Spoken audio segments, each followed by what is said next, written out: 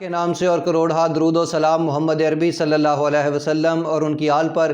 میں ہوں ڈاکٹر رؤف رانا اور آپ دیکھ رہے ہیں میرا YouTube channel pharmacist online. پرولیکسا عمومی طور پر ذہنی کیفیت کو درست کرنے کے لیے استعمال کی جاتی ہے۔ یہ خوف، پریشانی، ڈپریشن میں استعمال کی جاتی ہے۔ یہ کس طریقے سے خوف اور پریشانی کو اوورکم کرتی ہے، اس کے ممکنہ سائیڈ ایفیکٹس کیا کیا ہیں، اور اس کی جو ڈوز ہے وہ کتنی مقدار میں لینی چاہیے، اور اس کی دوا کا استعمال کس طریقے سے ترک کرنا چاہیے، یہ تمام معلومات آج کی اس ویڈیو میں شامل ہے۔ اس سے پہلے کہ آپ نے ہمارا یہ چینل سبسکرائب نہیں کیا تو برائے کرم اس کو سبسکرائب کر لیجئے تاکہ ہمارے آنے والی تمام ویڈیوز تواتر کے ساتھ آپ کو ملتی رہیں۔ پرولیکسا کے اندر جو ایکٹیو انگریڈینٹ جو سالٹ پایا جاتا ہے اسے اسٹیلوپرام کہتے ہیں۔ ہمارے دماغ کے اندر نیورونز ہوتے ہیں اور نیورونز کے درمیان چھوٹے چھوٹے گیپ ہوتے ہیں۔ دماغ ایک کیمیکل سیروٹونن ریلیز کرتا ہے جو اس گیپ کے اندر چلا جاتا ہے۔ جب تک یہ کیمیکل ان گیپس کے اندر موجود رہتا ہے انسان کا موڈ ٹھیک رہتا ہے، لیکن کسی بیماری یا کسی کیفیت کی وجہ سے اگر یہ کیمیکل واپس چلا جائے اور وہ نیورون کے گیپ خالی ہو جائیں تو انسان بہت زیادہ ڈپریشن، پریشانی، فیئر، لونلیس، انزائٹی کا شکار ہو جاتا ہے۔ یہ دوا پرولیکسا جس کے اندر اسٹیلوپرام موجود ہوتا ہے، یہ دماغ کے ان نیورونز کے گیپ کے اندر سے اس سیروٹونن کو واپس جانے نہیں دیتا اور اس کا سٹے بڑھا دیتا ہے۔ اسی لیے ہم اس کو سیروٹونن ری اپٹیک انہیبیٹر بھی کہتے ہیں۔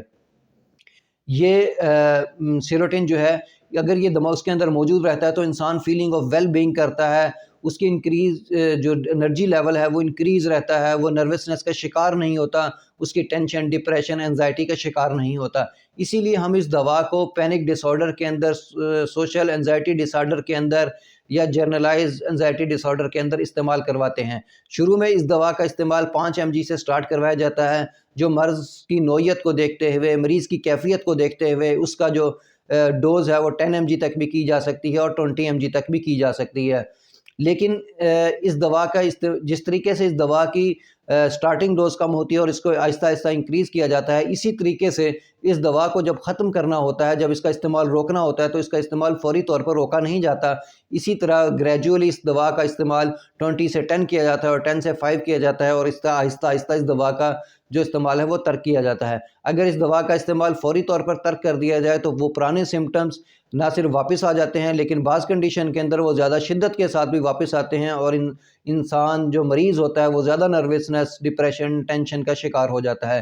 اس لیے ہمیشہ اس دوا کا استعمال ترک کرنے سے پہلے اپنے ڈاکٹر یا اپنے فارماسسٹ سے رابطہ کرنا چاہیے، وہ آپ کو بہتر انداز سے مشورہ دے گا اور گائیڈ کرے گا۔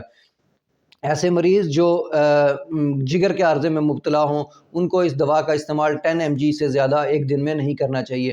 ایسے مریض جو گردوں کے عارضے میں مبتلا ہوں وہ اس دوا کا استعمال کر سکتے ہیں۔ ان کو اس گردے کے عارضے والے مریضوں کو اس دوا کا زیادہ استعمال کرنے کا بھی کوئی مذائقہ نہیں ہے۔ اس کے ممکنہ سائیڈ ایفیکٹ میں آنکھوں کا دھندلا پن، بے خوابی کی کیفیت، بے چینی کی کیفیت، ڈائریا، کچھ کنڈیشن کے اندر جو ہے کانسٹیپیشن بھی ہو سکتی ہے، ڈرائی ماؤتھ، گلے کا خشک ہو جانا، گلے میں سوئیاں چبھنا، سر کا درد، یہ عمومی طور پر اس کے سائیڈ ایفیکٹ ہیں۔ سیکشول سائیڈ ایفیکٹ کے اندر انکریز آف ایجیکولیشن ٹائم، انزال کا وقت جو ہے اس میں اضافہ ہو جاتا ہے۔ کچھ کنڈیشنز کے اندر لاس آف لیبیڈو ہو جاتی ہے، شہوت کی کمی بھی ہو سکتی ہے۔ پریگننسی کے اندر یا دودھ پلانے والی ماؤں کے اندر اس دوا کا استعمال انتہائی سوچ سمجھ کے کرنا چاہیے کیونکہ یہ اپنے مضر اثرات بھی مرتب کر سکتا ہے۔ اگر اس دوا کا اوور ڈوزنگ لے لی جائے، جتنی مقدار ڈاکٹر نے آپ کو کہا ہے اس سے 7 یا 8 گنا زیادہ لے لی جائے تو ایکسیسو سویٹنگ ہو سکتی ہے، بہت سارا پسینہ آ سکتا ہے، انسان کنفیوژن کا شکار ہو سکتا ہے، وومٹنگ ہو سکتی ہے، کوما میں جا سکتا ہے یا کنفیوژن کا شکار رہ سکتا ہے۔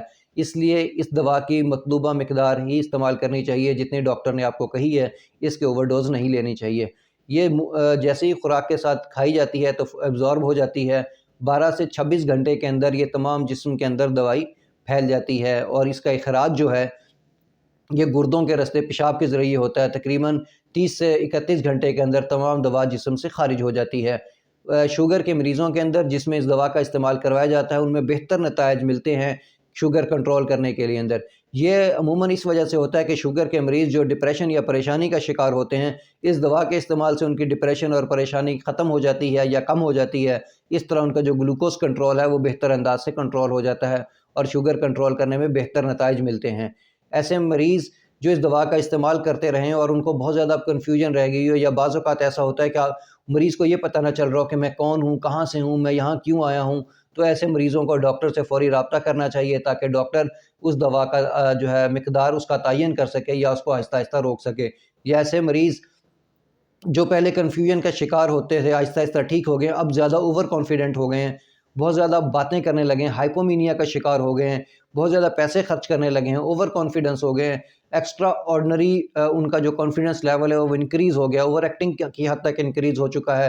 تو ایسے مریضوں کو فوراً ڈاکٹر کے پاس لے کے جانا چاہیے تاکہ وہ ان کی جو دوا کی مقدار ہے اس کو کم کر سکے یا آہستہ آہستہ دھیرے دھیرے اس دوا کا استعمال جو ہے وہ ختم کیا جا سکے۔ مجھے امید ہے کہ میری یہ ویڈیو آپ کو پسند آئی ہوگی۔ اگر پسند آئے تو اس کو لائک اور شیئر ضرور کیجیے گا۔ اللہ آپ کو اور آپ کے تمام اہل خانہ کو صحت والی زندگی عطا کرے۔ اللہ حافظ۔